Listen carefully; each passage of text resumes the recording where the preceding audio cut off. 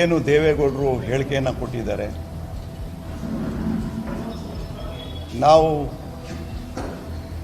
ನಮಗೆ ಸಿಗಬೇಕಾಗಿರೋ ಹಕ್ಕನ್ನು ಆವಾಗ ಮಂಡ್ಯ ಜಿಲ್ಲೆಯಲ್ಲಿ ಬಿಟ್ಕೊಟ್ಟು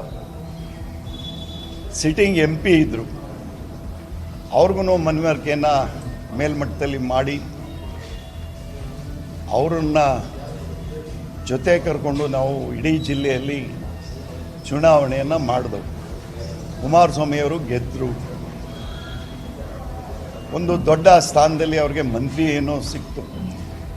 ಈವಾಗ ನಮ್ಮ ಅಗತ್ಯ ಇಲ್ಲ ಅನ್ನೋ ರೀತಿ ತೋರ್ಕೊಳ್ತಾ ಇದ್ದಾರೆ.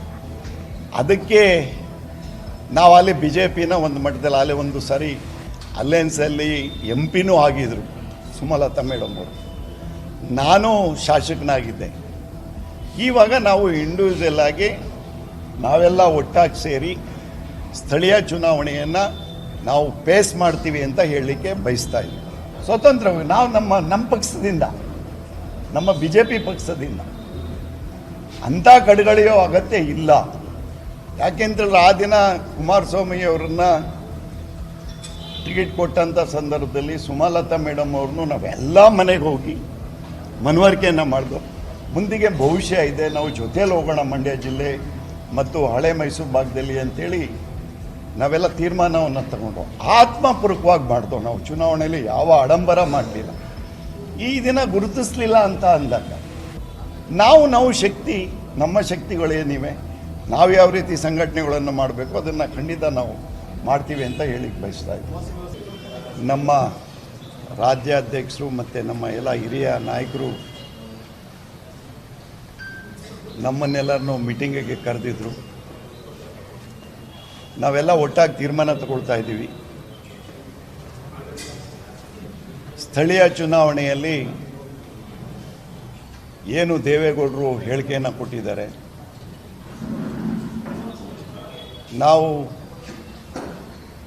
ನಮಗೆ ಸಿಗಬೇಕಾಗಿರೋ ಹಕ್ಕನ್ನು ಆವಾಗ ಮಂಡ್ಯ ಜಿಲ್ಲೆಯಲ್ಲಿ ಬಿಟ್ಕೊಟ್ಟು ಸಿಟ್ಟಿಂಗ್ MP ಇದ್ದರು, ಅವ್ರಿಗೂ ಮನವರಿಕೆಯನ್ನು ಮೇಲ್ಮಟ್ಟದಲ್ಲಿ ಮಾಡಿ ಅವರನ್ನು ಜೊತೆ ಕರ್ಕೊಂಡು ನಾವು ಇಡೀ ಜಿಲ್ಲೆಯಲ್ಲಿ ಚುನಾವಣೆಯನ್ನು ಮಾಡಿದೆವು. ಕುಮಾರಸ್ವಾಮಿಯವರು ಗೆದ್ದರು. ಒಂದು ದೊಡ್ಡ ಸ್ಥಾನದಲ್ಲಿ ಅವ್ರಿಗೆ ಮಂತ್ರಿ ಏನೋ ಸಿಕ್ತು. ಈವಾಗ ನಮ್ಮ ಅಗತ್ಯ ಇಲ್ಲ ಅನ್ನೋ ರೀತಿ ತೋರ್ಕೊಳ್ತಾ ಇದ್ದಾರೆ. ಅದಕ್ಕೆ ನಾವು ಅಲ್ಲಿ BJPನ ಒಂದು ಮಟ್ಟದಲ್ಲಿ ಅಲ್ಲೇ ಒಂದು ಸಾರಿ ಅಲಯನ್ಸಲ್ಲಿ MP ಆಗಿದ್ದರು ಸುಮಲತಾ ಮೇಡಮ್ ಅವರು. ನಾನು ಶಾಸಕನಾಗಿದ್ದೆ. ಇವಾಗ ನಾವು ಇಂಡಿವಿಜುವಲ್ ಆಗಿ ನಾವೆಲ್ಲ ಒಟ್ಟಾಗಿ ಸೇರಿ ಸ್ಥಳೀಯ ಚುನಾವಣೆಯನ್ನು ನಾವು ಫೇಸ್ ಮಾಡ್ತೀವಿ ಅಂತ ಹೇಳಲಿಕ್ಕೆ ಬಯಸ್ತಾ ಇದ್ದೀವಿ.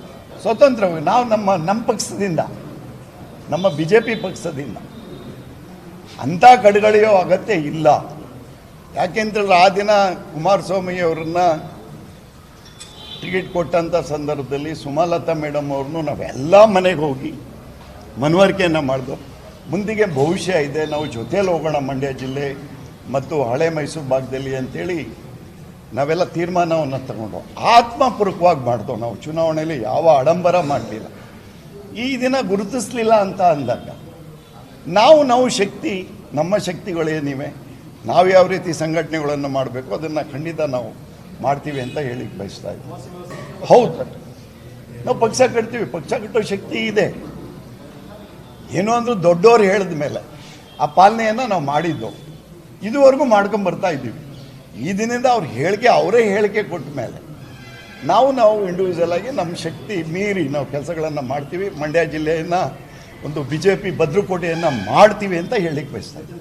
ಅಲ್ಲ, ರಾಜ್ಯಾಧ್ಯಕ್ಷರಿಂದ ಏನು ಚರ್ಚೆ ಆಗಿಲ್ಲ, ಅವರು ಒಟ್ಟಾಗೆ ಮಾಡಿ. ಯಾಕೆಂದರೆ ಇನ್ನೂ ತೀರ್ಮಾನ ಆಗಿಲ್ಲ. ಯಾಕೆಂದರೆ ಅವ್ರ ಸ್ಟೇಟ್ಮೆಂಟ್ ನಮ್ಮ ಮಾಜಿ ಪ್ರಧಾನಿಗಳು ಹೇಳಿಕೆ ಕೊಟ್ಟಾದ್ಮೇಲೆ ನಮ್ಮ ಕಾರ್ಯಕ್ರಮಗಳನ್ನ ನೀವು ನೋಡ್ತಾ ಇದ್ರೆ ನಮ್ಮ ಚಾನೆಲ್ ಅನ್ನ ಸಬ್ಸ್ಕ್ರೈಬ್ ಮಾಡಿ, ಪಕ್ಕದ ಬೆಲ್ ಐಕಾನ್ ಒತ್ತಿ ನಮ್ಮನ್ನ ಬೆಂಬಲಿಸಿ. ಹಾಗೆ ನಮ್ಮ ಕಾರ್ಯಕ್ರಮಗಳನ್ನ ಲೈಕ್ ಮಾಡಿ, ಕಮೆಂಟ್ ಮಾಡಿ, ಅದನ್ನ ಬೇರೆಯವರಿಗೂ ವಾಟ್ಸ್ಆಪ್ ಮೂಲಕ ಶೇರ್ ಮಾಡಿ. ನೀವು ಹೀಗೆ ಮಾಡಿದಾಗ ನಮ್ಮ ಚಾನೆಲ್ ಮತ್ತಷ್ಟು ಜನರಿಗೆ ತಲುಪಲು ನೀವು ನಮ್ಮೊಂದಿಗೆ ಸಹಕರಿಸಿದ ಹಾಗಾಗುತ್ತೆ. ಇದು ನೀವು ಯಾವುದೇ ಖರ್ಚಿಲ್ಲದೆ ಕೆಲವೇ ಸೆಕೆಂಡುಗಳಲ್ಲಿ ನೀಡಬಹುದಾದ ಸಹಕಾರ. ಧನ್ಯವಾದಗಳು.